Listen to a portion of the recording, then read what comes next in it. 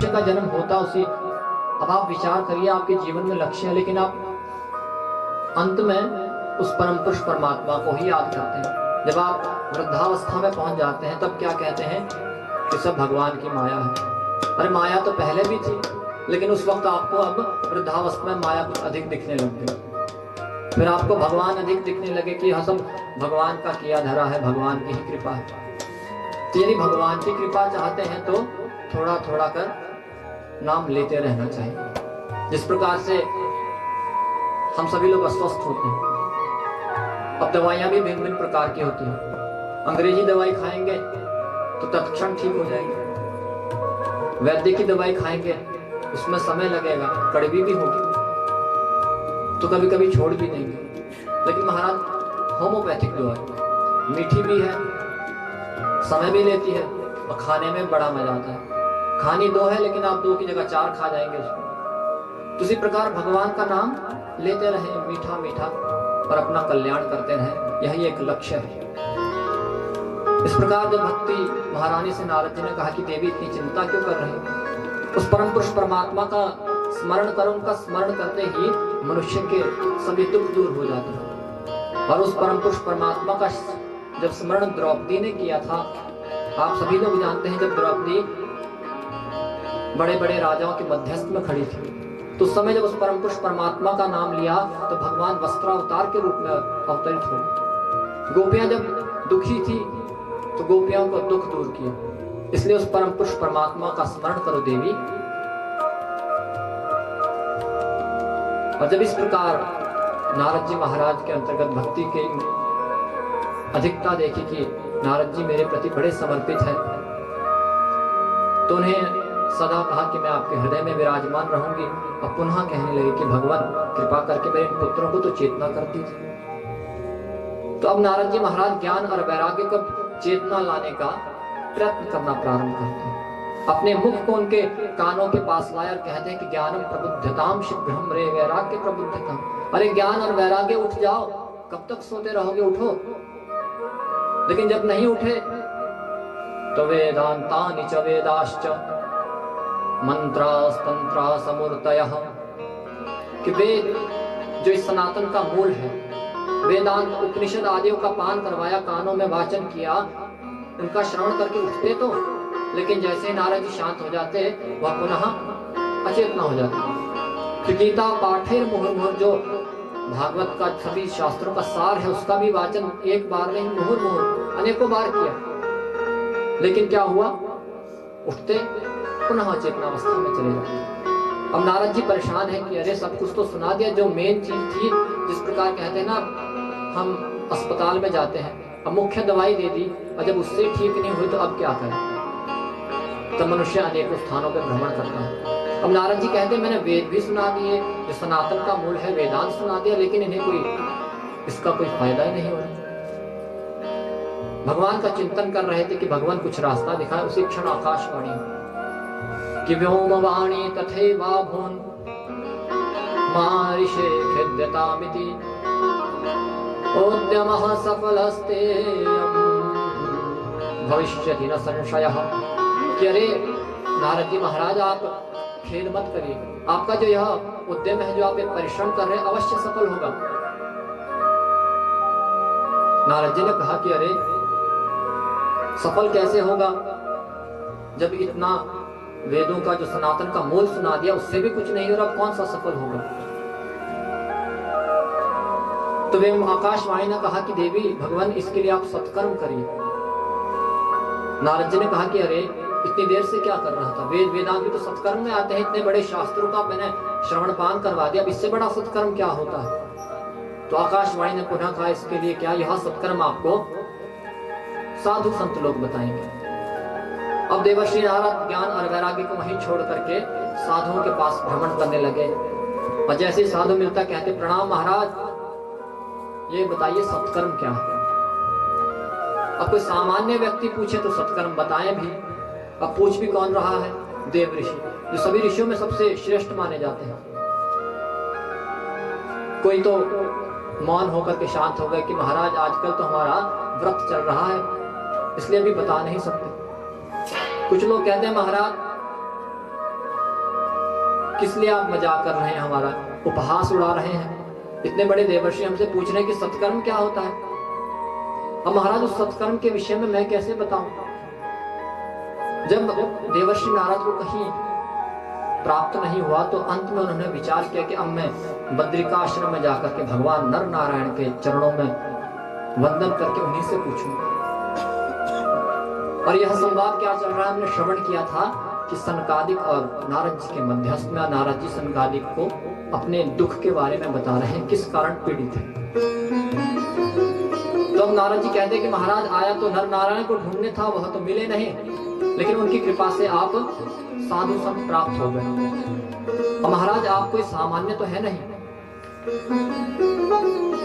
भवन्तो योगिनः सर्वे बुद्धिमन्तो बहुश्रुताः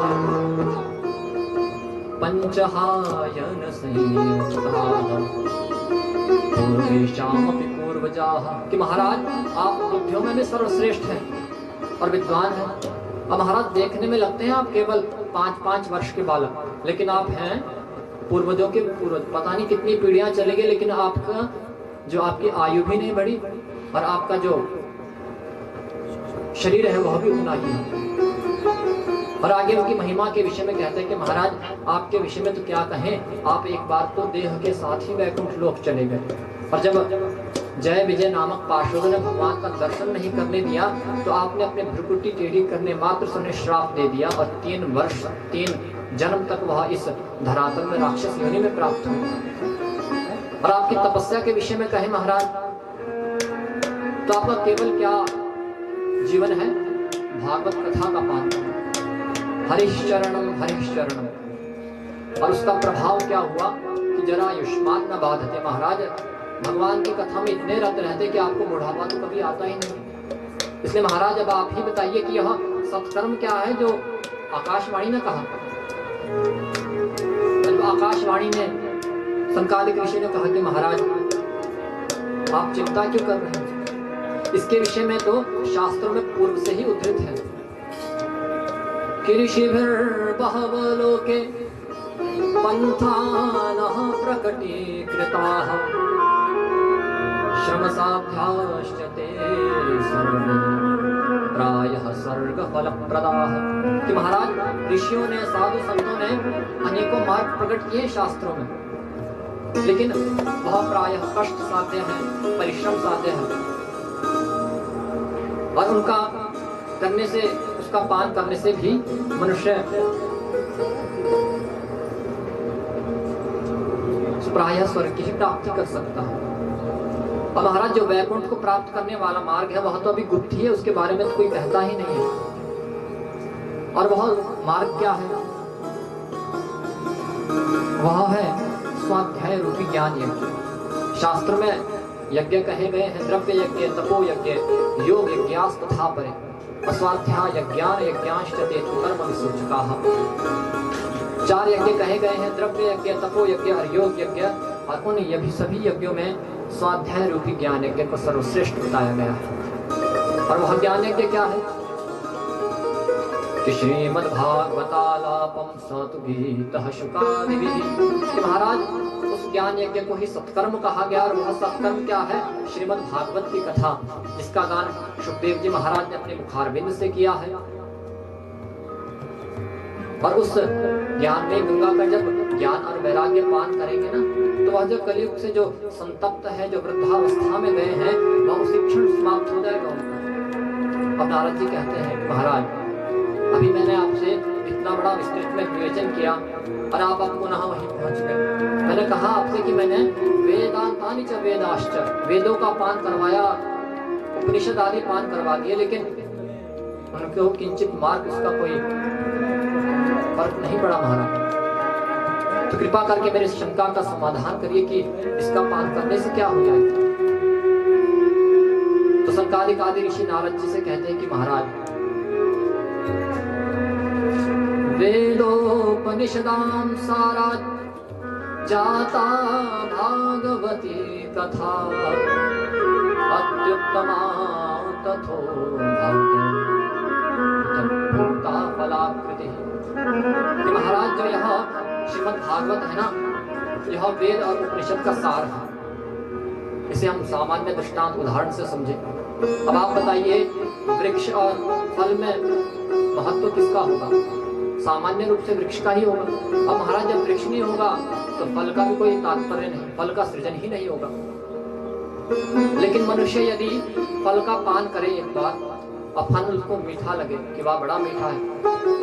अब हम सभी लोग यहाँ सेब के वो है, सेब की खेती करते हैं। अब कोई सेब अच्छा निकल जाए, अब हम सोचे सेब इतना अच्छा तो जाकर के क्यों ना पेड़ को ही खाना प्रारंभ कर दे। अब आप पेड़ को खाएंगे तो उससे मिठास तो प्राप्त नहीं होगी, दांत जरूर टूटेंगे। तो जिस प्रकार से हम उस वृक्ष के सार के रूप में क्या फल का सेवन करते हैं, क्योंकि जैसा फल होगा उसी प्रकार हमें वृक्ष का पता लगेगा कि यदि फल मीठा है तो हम समझ जाएंगे कि यह वृक्ष कोई अच्छी कमल है, इसकी कोई अच्छा पौधा है। जिस प्रकार से हम वृक्ष के बारे में समझेंगे तो उसी प्रकार यह भागवत कथा भी क्या है, सार है। और दृष्टांत से समझे तो हम सभी लोग दीपक को जलाते हैं। मान लीजिए आपने दीपक जलाया, घी खत्म हो गया। अब आप विचार कर रहे हैं कि यह घी तो दूध से निकला है, क्यों ना दूध से ही ज्योत जलाना प्रारंभ कर दें। लेकिन ऐसा होगा नहीं होगा। दूध से ज्योत नहीं जल सकती, ना ही घी से कभी आपकी चाय बन सकती है, ना कॉफी बन सकती है। तो जिस प्रकार से जो जिसलिए निर्मित है उसका वही कार्य होगा, उसी प्रकार यह जो भागवत कथा है या वेदों का सार है। तो महाराज वेद और उपनिषद के सार के रूप में यह ज्ञान का सृजन हुआ है। जो वेद है वह वृक्ष है और जो यह भागवत है यह उसका सार रूपी फल है। और इसका जो सृजन है यह भक्ति, ज्ञान और वैराग्य को बढ़ाने के लिए ही किया गया था। और आगे कहते हैं महाराज आप कैसे भूल रहे हैं, आपने ही तो वेद व्यास जी को इसका पान करवाया था। जब वह इस पीड़ा से ग्रसित थे उस समय आपने ही उन्हें चतुश्लोकी भागवत का उपदेश दिया था, जिसके बाद उन्होंने इस ज्ञान में गंगा का सृजन किया। जब अनेकों दृष्टांत दिए, अनेकों दृष्टांत देने के उपरांत नारद जी को थोड़ा मन में जो शंका थी वह समाप्त हुई। आशंका समाप्त होने के उपरांत अब नारद जी महाराज उन संकादियों से उनका प्रणाम कर रहे हैं, उनका गुणगान कर रहे हैं। भाग्योदयो न बहुजन्म समर्जितेन सत्संगमं च लभते पुरुषो यदा वै अज्ञान हेतु कृतमोहमदान्धकार नाशं विधाय हि तदोदयते विवेकः। कि महाराज कि जब अनेकों जन्म जन्मांतरों के संचित पुण्य का उदय होता है ना, तो तब जाकर के सत्संगमं च लभते पुरुषो यदा वै, तब जाकर के बड़े बड़े साधु संतों महान पुरुषों का संग प्राप्त होता है। और इससे क्या होता है? अज्ञान हेतु कृत मोह मदांधकार। अज्ञान जनित जो मोह होता है, जो हमारे अंदर अज्ञान है कि यह शरीर मेरा है, यह सब कुछ मेरा है, मैं हूँ, यह सब विनाश हो जाता है। अज्ञान जनित मोह और मद रूपी अहंकार जो हमारे अहमत्व का भाव है वह समाप्त हो जाता है और विवेक का प्रादुर्भाव हो जाता है। अब विवेक के विषय में विवेक किसे कहते हैं? विवेक कहते हैं बुद्धि की वह अवस्था जिसे आप समझ जाए कि इस कार्य को करने से मुझे क्या होगा, दुख प्राप्त होगा या सुख प्राप्त होगा, उस अवस्था को विवेक कहते हैं। मानस जी में तो कहा गया है बिनु सत्संग विवेक न होए, राम कृपा बिनु सुलभ न सोए। बिनु सत्संग विवेक न होए, राम कृपा बिनु सुलभ न सोए। आवत एहि साल बच्च खर बद बद तेन नीतम। उसका जीवन चांडाल रूपी गधे के समान है। गधा क्या करता है? समान होता है, उसे मार दो चला रहता है। उसी प्रकार हमारा जीवन, शादी कर ली, विवाह हुआ, अब गृहस्थ आश्रम को ढोते जाओ और ढोते क्या जाओ, जीवन तक ढोते ही रहो। इसलिए इस ज्ञान में गंगा का पान करना चाहिए।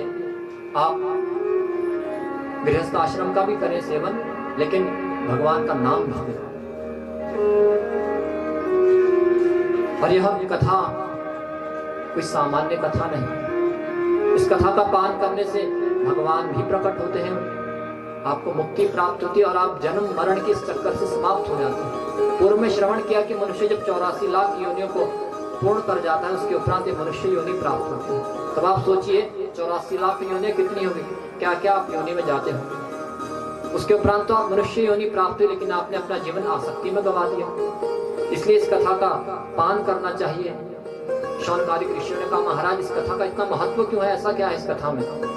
सूत जी महाराज कहते हैं कि जिस समय भगवान अपनी लीला का संवरण करके अपने लीला को पूर्ण करके सुधाम को जा रहे थे, उद्धव जी महाराज ने कहा कि भगवान अब आप तो जा रहे हैं, लेकिन आपके जो साधु संत जो आपके भक्त हैं वह किसकी शरण में जाएंगे।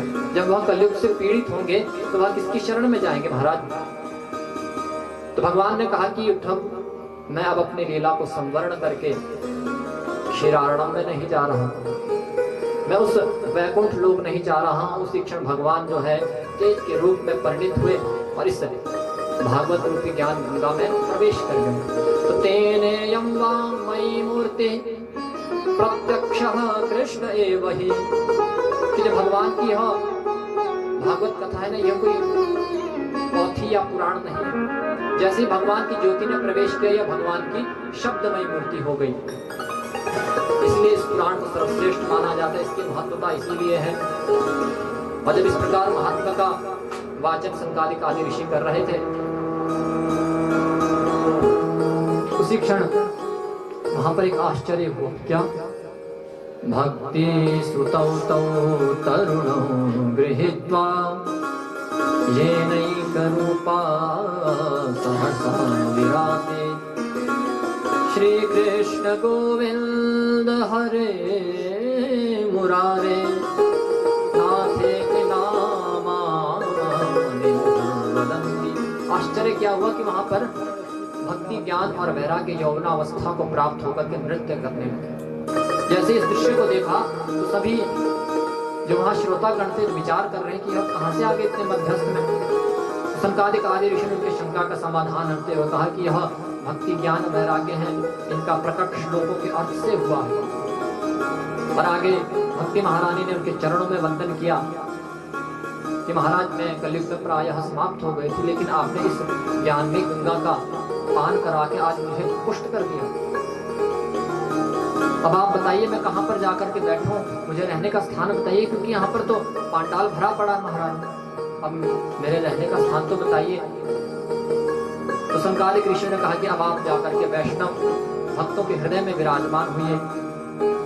और कहा भी गया है कि सकल भुवन मध्य निर्धनास्ते पिधन्या निवसते हृदयेषां भक्ति सुखो भक्तः। अर्थात एक संपूर्ण अखिल चराचर में जिसके हृदय में भगवान विराजमान है ना, वह व्यक्ति निर्धन होके भी धनवान है। अर्थात जिसके हृदय में भक्ति स्थान विराजमान रहती है वह निर्धन होके भी धनवान है। क्यों? क्योंकि भक्ति में के कारण तो भगवान प्रकट होते हैं कि भक्तन हित अवतरत गोसाई, कि जब जिसके हृदय में भक्ति विराजमान होती है वह हो जाता है भक्त। और उस भक्त के लिए भगवान को इस सृष्टि में आना पड़ता है। और जिसके हृदय में भक्ति विराजमान होती है तो भगवान क्या है, उस भक्ति रूपी धागे से बंधकर उसके हृदय में आकर के विराजमान हो जाते हैं, अवरुद्ध हो जाते हैं। और जिसके हृदय में भक्ति नहीं है वह धनवान होके भी निर्धन है।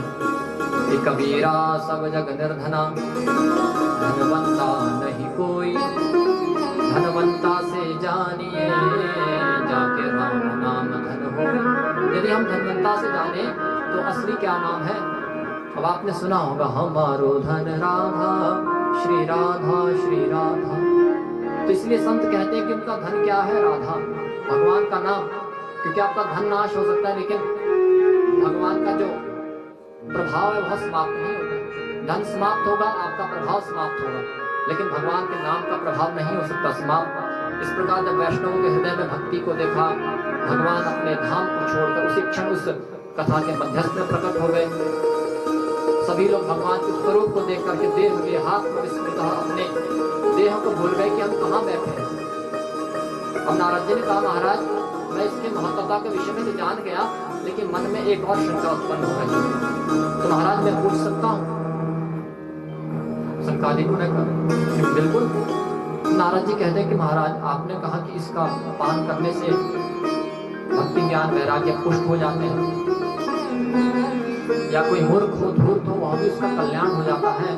महाराज कि केवल उनसे इन्हीं का कल्याण होता है और भी कोई पवित्र होते हैं? तो के विशुद्ध्यंते वदन्तु मह्यम सप्ताह यज्ञेन कलो पुनन्ति। आप मेरी वीडियो को लाइक और शेयर करें और मेरे चैनल को सब्सक्राइब करें।